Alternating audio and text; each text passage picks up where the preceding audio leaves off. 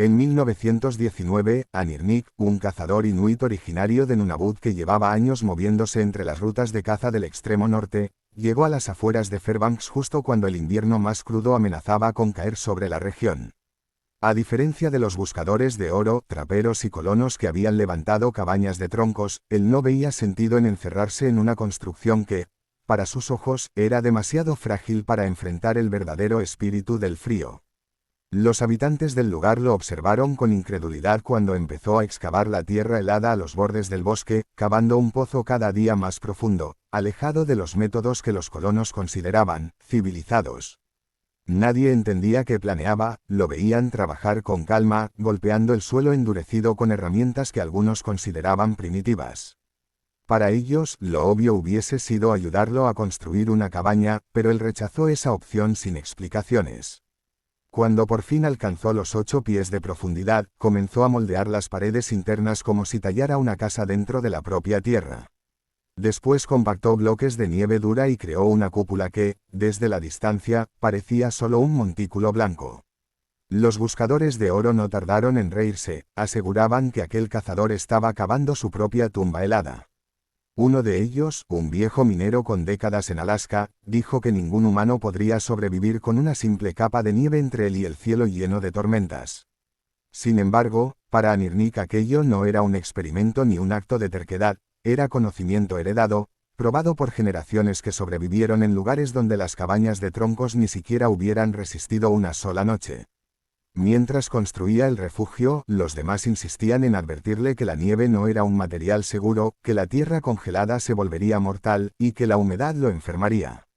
Pero él conocía la lógica de su gente, la nieve no era enemiga, era un aislante formidable. La tierra subterránea mantenía la temperatura más estable que cualquier pared expuesta al viento, y un espacio pequeño, cerrado y bien diseñado podía retener el calor sin esfuerzo. Cuando terminó de armar la cúpula, reforzó el interior con una mezcla de nieve compactada y aire atrapado, una combinación que, aunque sencilla, funcionaba como una barrera térmica que incluso los expertos modernos seguirían estudiando décadas después. Los traperos y mineros, en cambio, seguían cortando leña sin pausa, cargando troncos desde el amanecer hasta el anochecer para alimentar estufas de hierro que parecían devorar combustible sin compasión. En las noches, las cabañas crujían con el viento y el humo escapaba por grietas invisibles, filtrando el calor y dejando entrar ráfagas heladas. Cada vez que la temperatura bajaba a menos 40 o 50 grados Fahrenheit bajo cero, los habitantes pasaban horas temblando pese a las llamas rugientes. Algunos incluso dormían con botas puestas para evitar que sus pies se entumecieran. Pero cuando alguien pasó cerca del refugio de Anirnik por curiosidad, se sorprendió al ver un hilo mínimo de vapor saliendo de un pequeño respiradero, señal de que dentro había calor. Los comentarios empezaron a circular. Decían que el cazador no se quejaba del frío, que se le veía tranquilo, que no salía a cortar montones de leña como los demás. Algunos comenzaron a especular que probablemente estaba quemando pieles, grasa o algún combustible extraño, porque no podían creer que el lugar funcionara solo con una lámpara de aceite. Sin embargo, lo que más desconcertó a todos fue enterarse de que el interior de aquel refugio mantenía una temperatura de entre 40 y 45 grados Fahrenheit incluso cuando afuera el termómetro marcaba menos 50 grados F. La diferencia era tan grande que parecía un truco, una exageración, o una mentira inventada para burlarse de los colonos. Pero aquellos que se atrevieron a entrar confirmaron la verdad, el calor se sentía suave, constante, sin humo, sin corrientes frías. Incluso la respiración no se congelaba de inmediato como en las cabañas mal selladas. El asombro inicial se mezcló con incomodidad. Algunos empezaron a sentir celos de que un simple cazador hubiera logrado algo que ellos, con sus herramientas y conocimientos modernos, no podían replicar. Otros se sintieron humillados al darse cuenta de que su concepto de progreso tenía limitaciones evidentes en un lugar donde el clima dictaba la verdadera jerarquía. Un par de traperos incluso intentaron copiar la idea de cavar un refugio, pero al no entender la lógica detrás de los ángulos, el tipo de nieve correcto o la ventilación necesaria, sus intentos colapsaron o se llenaron de escarcha interna. Empezaron entonces a admitir que tal vez aquel hombre sabía algo que ellos nunca habían tomado en serio. Y sin embargo, aunque el respeto hacia Nirnik crecía, muchos seguían preguntándose cómo era posible que algo tan simple pudiera superar cualquier construcción moderna. No podían comprender que el secreto no estaba en luchar contra el frío con más fuego, sino en trabajar con la naturaleza para evitar que el calor escapara. En esa diferencia de filosofías se escondía la explicación de por qué él sobrevivía cómodamente mientras ellos batallaban cada noche. A pesar de las dudas, las burlas y el escepticismo, la historia apenas comenzaba, y el Karmak de Anirnik estaba por convertirse en una pequeña leyenda que cambiaría la forma en que muchos entendían la supervivencia en el Ártico. Con el tiempo, la sorpresa se convirtió en admiración, aunque esa transformación no ocurrió de un día para otro. Al principio, muchos de los traperos que habían pasado décadas confiando en sus cabañas de troncos se negaban siquiera a aceptar que un refugio hecho de nieve y tierra pudiera superar a sus construcciones. Decían que quizá Nirnik tenía suerte o que el invierno aún no había mostrado su peor cara. Pero a medida que las noches se hacían más largas y el frío más despiadado, la evidencia se volvió imposible de ignorar. Mientras los tecos de las cabañas crujían, las paredes soltaran corrientes gélidas y el viento encontraba cada grieta, el pequeño Karmak seguía manteniendo una temperatura estable, tibia y sorprendentemente cómoda. Y lo más desconcertante era que lo hacía con una cantidad mínima de combustible, apenas una lámpara de aceite alimentada con grasa que él mismo preparaba después de cazar. Las visitas al refugio empezaron por pura curiosidad, pero pronto se convirtieron en una especie de ritual silencioso. Los traperos se acercaban fingiendo que solo querían saludar o intercambiar noticias, cuando en realidad buscaban entrar unos minutos y sentir por sí mismos aquel milagro térmico.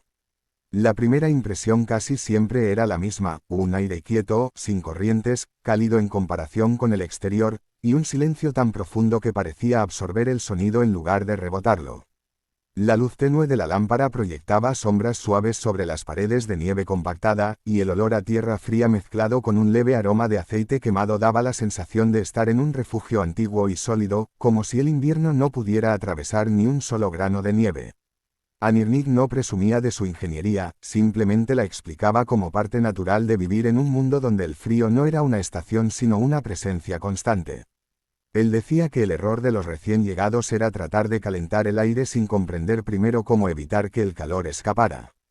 Los troncos, por gruesos que fueran, tenían un límite, y las cabañas mal selladas actuaban como grandes chimeneas que perdían energía por todos lados. El Karmak, en cambio, funcionaba como una especie de cápsula, donde el domo de nieve aislante atrapaba cada pequeño incremento de temperatura y lo mantenía circulando.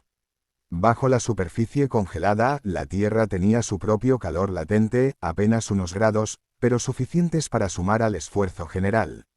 La entrada baja, construida como un pasadizo hundido, impedía que el aire frío subiera al interior, mientras que la ventilación mínima pero precisa evitaba la acumulación de humedad sin perder calor. Conforme la comprensión crecía, también lo hacía el respeto. Los hombres que antes se burlaban de aquel montón de nieve, empezaron a pedirle que les enseñara a construir uno. Y aunque muchos no lo admitían abiertamente, algunos consideraron seriamente la idea de abandonar sus cabañas por completo. Pero construir un Karmak no era simplemente excavar un hoyo y cubrirlo con nieve. Requería entender la textura adecuada, el punto exacto donde la nieve compactada dejaba de ser polvo para convertirse en un material sólido casi como piedra. Requería conocer la dirección del viento, el tipo de suelo, la profundidad necesaria para alcanzar un nivel de temperatura estable y el modo correcto de instalar los bloques de nieve sin crear puntos débiles. Para Anirnik, todo esto era conocimiento heredado, aprendido observando a los mayores y perfeccionado con la experiencia. Para los demás, era un descubrimiento que contradecía casi todo lo que creían saber sobre la supervivencia. Los relatos sobre el Karmak se extendieron más allá de Fairbanks. Algunos comerciantes que pasaban por la zona contaban la historia en otros asentamientos, siempre exagerándola un poco, que dentro del refugio hacía tanto calor que uno podía quitarse la parca, que Anirnik dormía como si estuviera en una casa de verano, que la lámpara apenas consumía unas gotas de aceite al día. No todo era cierto, por supuesto, pero el impacto general sí lo era. Un refugio indígena construido con nieve y tierra estaba superando sin esfuerzo a las viviendas modernas de la frontera. Conforme el invierno alcanzaba su punto más cruel, la diferencia entre ambos mundos se hizo casi simbólica. Los traperos pasaban horas cortando leña, alimentando sus estufas, vigilando que el fuego no se apagara mientras el viento rugía afuera. Anirnik, en cambio, mantenía su pequeño hogar estable, reparaba herramientas, secaba pieles y descansaba sin prisa. En ocasiones, invitaba a sus vecinos a compartir una taza de caldo. Muchos se sorprendían al ver que no tenía las manos agrietadas por el frío ni el rostro enrojecido por los cambios bruscos de temperatura. Parecía más descansado que ellos, como si el invierno fuera un invitado y no un enemigo. Aunque algunos nunca dejaron de sentir cierta resistencia cultural a aceptar que un cazador indígena pudiera tener una solución superior a la suya, la mayoría terminó reconociendo que estaban ante algo valioso. No era un truco ni un golpe de suerte, era el resultado de generaciones de perfeccionar una forma de vivir en armonía con un ambiente extremo. Más que un refugio, el Karmak representaba una filosofía: usar la tierra como aliada, no combatirla, aprovechar la energía del propio entorno en lugar de intentar sustituirla con fuerza bruta. Cuando por fin llegó la primavera y las temperaturas comenzaron a suavizarse, muchos se dieron cuenta de que el Karmak de Anirnik había cambiado la forma en que entendían la supervivencia en el norte.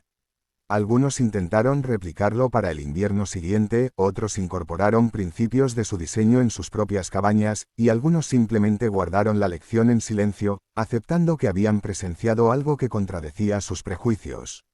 Para Anirnik, el reconocimiento importaba poco. Él solo había hecho lo que su gente siempre hizo: escuchar la tierra, leer el frío, respetar la naturaleza y construir con lo que el entorno ofrecía. Pero sin proponérselo, recordó a toda una región que el conocimiento ancestral no era un vestigio del pasado, sino una forma sofisticada de entender el mundo. Y así, aquel modesto Karmak, perdido entre la nieve profunda del Ártico, se convirtió en un símbolo de ingenio, resistencia y sabiduría que el mundo moderno había olvidado, pero que seguía esperando a ser redescubierto.